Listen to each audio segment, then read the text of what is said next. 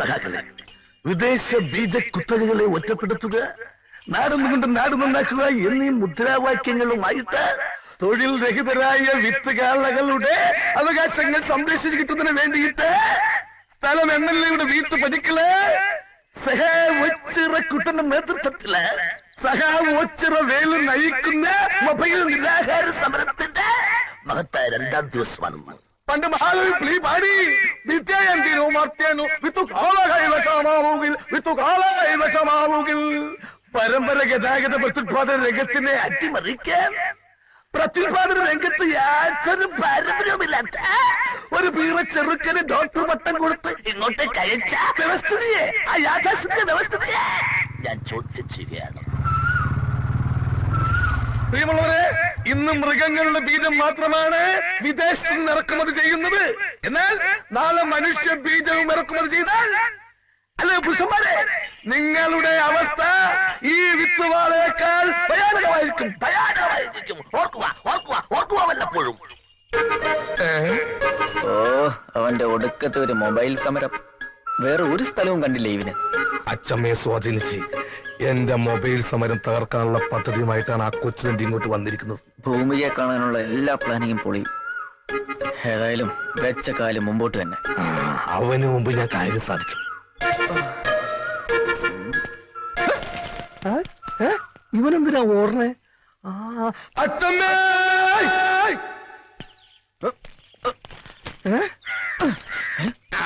ശരിയാക്കി തരട്ടാ.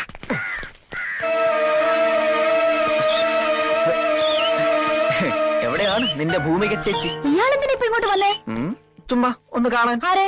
അല്ല, ഇതുങ്ങളൊക്കെ ലക്ഷണം കണ്ടിട്ട് സൂക്കർ എന്താന്ന് മനസ്സിലായി. അല്ല, എന്ത് ധൈര്യത്തില് താനിപ്പോ ഇങ്ങോട്ട് കയറി വന്നേ? ഇളയച്ചൻ ഇവിടെ ഇല്ലാത്ത തന്റെ ഭാഗ്യം. എല്ലാം അറിഞ്ഞിട്ട് തന്നെയാ ഞാൻ ഇങ്ങോട്ട് വന്നത്. കൃത്യമായി പറഞ്ഞാൽ MLA-യും പരിവാരങ്ങളും ഇപ്പോ തഹസീൽദാരുടെ കല്യാണ സ്ഥലത്ത് എത്തിയിരിക്കും.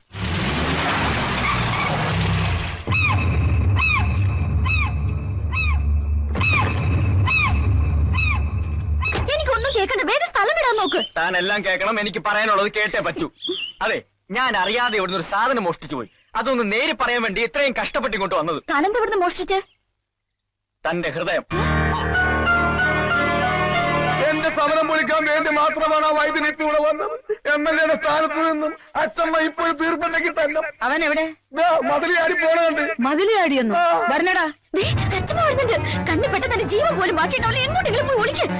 എങ്കിൽ പുള്ളിക്കാരോട് നേരിട്ട് കുറച്ച് കാര്യങ്ങൾ പറഞ്ഞിട്ട് തന്നെ ബാക്കി കാര്യം.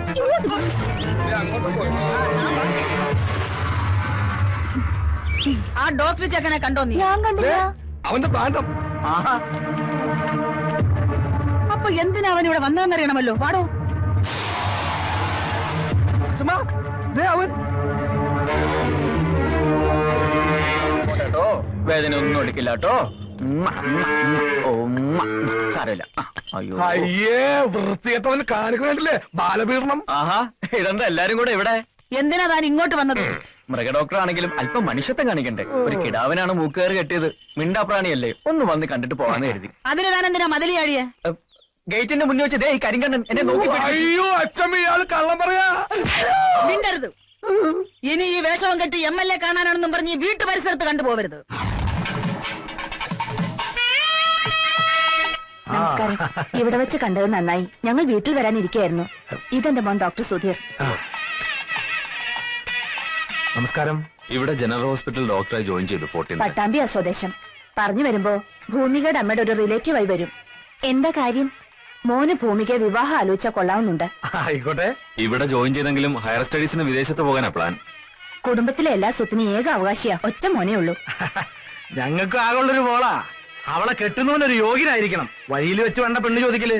ഒരു ചടങ്ങായിട്ട് തന്നെ ആയിക്കോട്ടെ. ശരി, നാളെ വീട്ടിൽ വന്നാൽ മതി.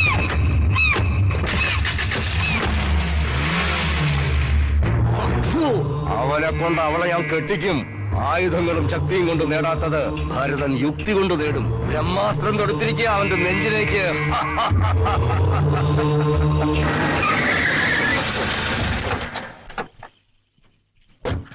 വന്നത് നന്നായി.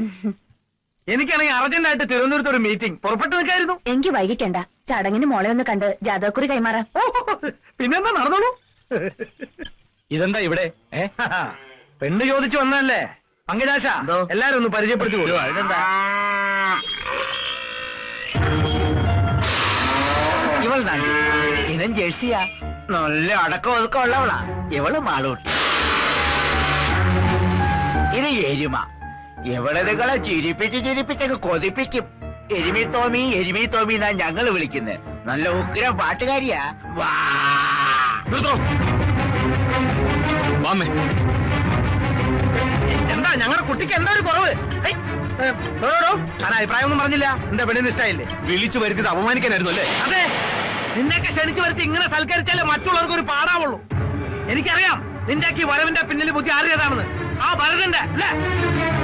ഏത് കൊടിയേറ്റ സായിപ്പായാലും കോറാത്ത പെണ്ണിനെ മോഹിച്ചാൽ കുടലെടുത്തേ വിടത്തുള്ളൂ ഇവിടുത്തെ പിള്ളേര്. ഞങ്ങൾ ദാനം ചോദിക്കാൻ വന്നല്ല. മോനെ, നീ വേണ്ട, അമ്മ മിണ്ടായിരിക്കെ. പണം കൊണ്ടും കുടുംബഹിമ കൊണ്ടും കോറോത്തുകാരെക്കാൾ ഒട്ടും പുറകിലല്ല ഞങ്ങള്. ഞങ്ങൾക്കാരുടെ ഔദാര്യം വേണ്ട. ഭൂമികയെ നേരിട്ട് കണ്ട് ഞാൻ മനസ്സറിഞ്ഞോളാം. എന്നിട്ട്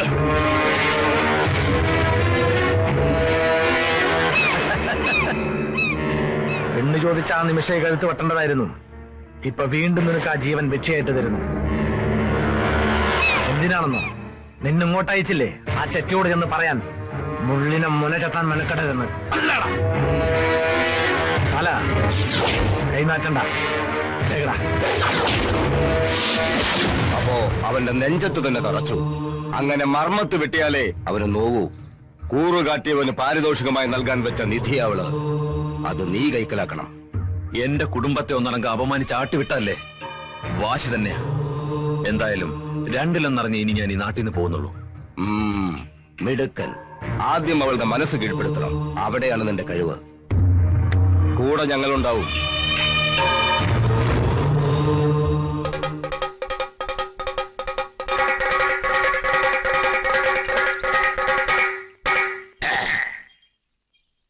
നാടൻ ബീജം തിളങ്ങുന്നു. Local semen ചൈനിങ്.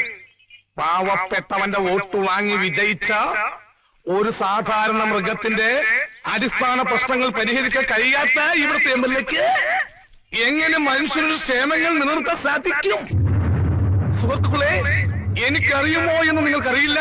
അങ്ങ് വടക്ക് യുപിയിലും ഗുജറാത്തിലുമെല്ലാം ഗോകുൽ ദൈവങ്ങളാണ് ദൈവങ്ങൾ. അതുകൊണ്ട് ഇനി ഇവിടുത്തെ മൃഗങ്ങളുടെ കണ്ണീര് പോവാനും സ്വാന്തരിപ്പിക്കുവാനും അവരുടെ നീറുന്ന സ്വകാര്യ പ്രശ്നങ്ങൾ പരിഹരിക്കുവാനും ഇവിടുത്തെ ഒരേ ഒരു ശക്തിക്ക് കഴിയൂ.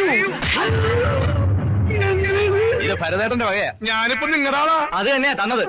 കഴിഞ്ഞ ദിവസം വരെ നീ മറ്റവരുടെ പഠിക്കലായിരുന്നു. അവിടുന്ന് ചവിട്ടി പുറത്താക്കിയപ്പോ ഇപ്പൊ ഇവിടെ ഓന്തിനെ പോലെ നിറം മാറുന്ന നിന്നെ എങ്ങനെ വിശ്വസിക്കാനാടാ തെണ്ടി? അടിയടാ അവനെ.